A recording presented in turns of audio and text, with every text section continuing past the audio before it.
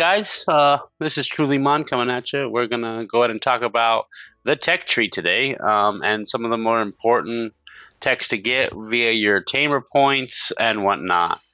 So we're gonna go here to tamer, and then we're gonna go to get skills. I have 21 TP owned. As you can see, I've unlocked the majority, and I'm just like currently saving up for certain target ones.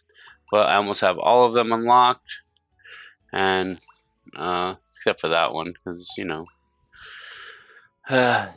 okay, so when you're starting off with Digimon World Next Order, you're going to have none of these unlocked. None, not a single one. So we're going to talk about prioritizing. Your first one will be this Survival Walker type. This is the most important skill that you can put in as far as progressing the game. Because once you get these three up, you will be able to go anywhere, anytime, and you will not be limited by HP and MP because all you have to do to recover is walk around. And you can do that without running into anything for a couple seconds, and it actually does fill up quite a bit once you get this third tier. Your second prioritize of skills will be carry weight as well as increase natural life. All right, so that's going to give you more time in order to meet the parameters for your Digivolution, in order to target your target Digimon. If you are interested in a video about that, there's one on my channel that you can go check out. It's very simple, very to the point, about 5 minutes, no time at all.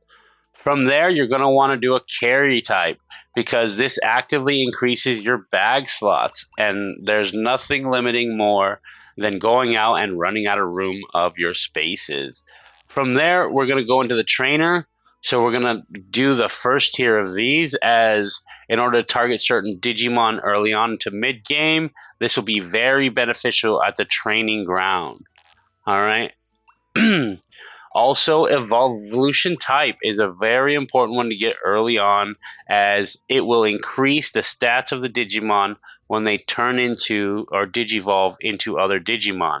So that is how you actually get stronger as you continue and progress and whatnot. The next more important one is the Digi-Egg Polish.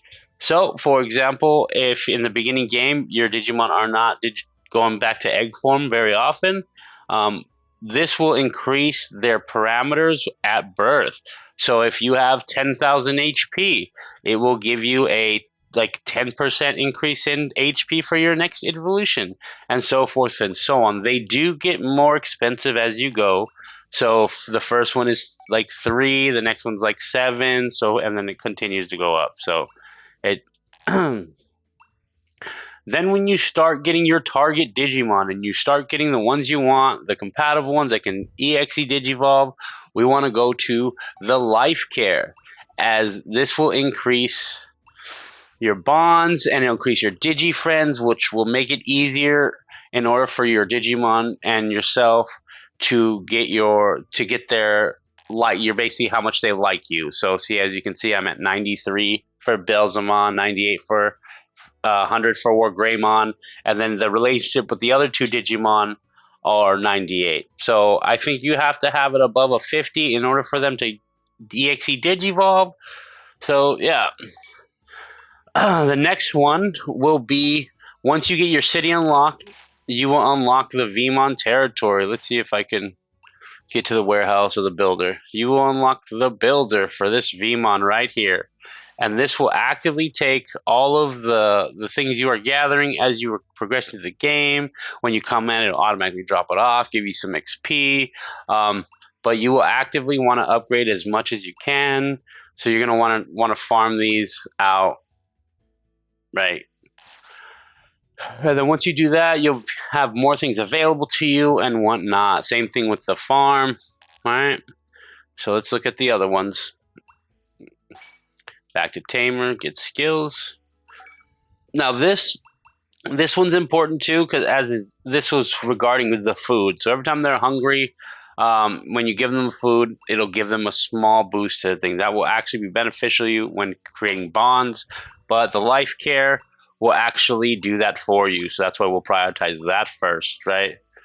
The survival. Notice how I don't have any extractor type because I haven't been to the point yet where I need it. I think I'm at that point now where I would have to put some points in it as to upgrade my city even more. Um, the camper type, this is specific. So this you should not put any points into until you unlock the tent. You unlock the tent by going to Logic Volcano and doing Greymon's quest.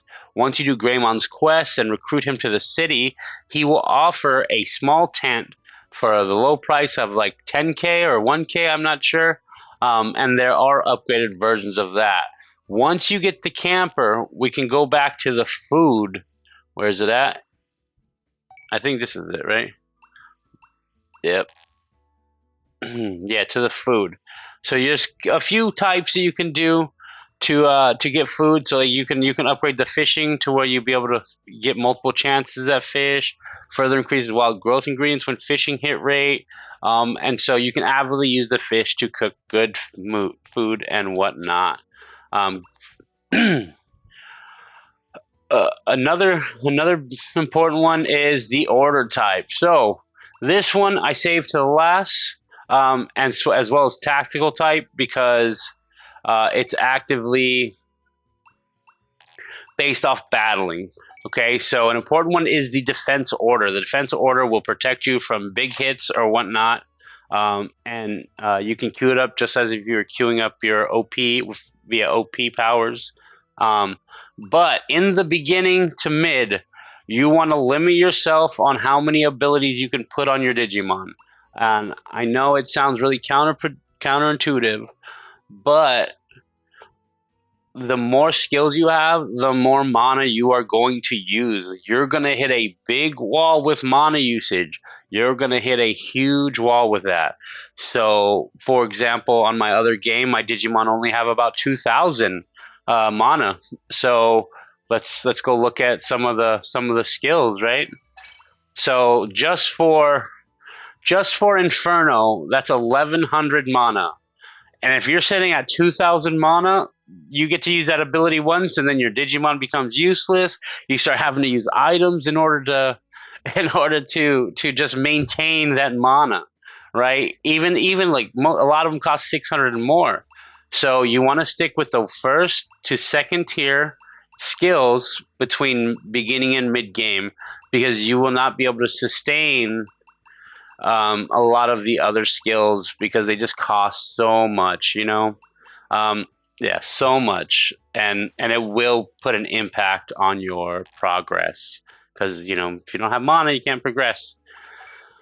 So, yeah, I think that's covers that for now. Now let's talk about tactical type. Tactical type is more important, I would say, than getting more skills because it will avidly boost your doom damage when your Digimon both attack at the same time. It will increase your critical rate of attacks landed on when they're back. So since you have two and you're fighting one Digimon, if the enemy Digimon runs to, say, my Greymon, my War Greymon, my Beelzemon shooting him in the back will do increased critical strike, and that is huge. This one will slightly raise the effects of attack skills that strengthen your friends. So this is support. So unless you avidly have a buffer on your team or you're using skills that buff, then I wouldn't put points in this. Again, that's however you want to say that. So this is important because this will have the cost of your Digimon special skill. Your Digimon special skill is usually costs about 150 OP. So you're gonna have to sit there and push X and cheer them on while they're fighting in order to do that.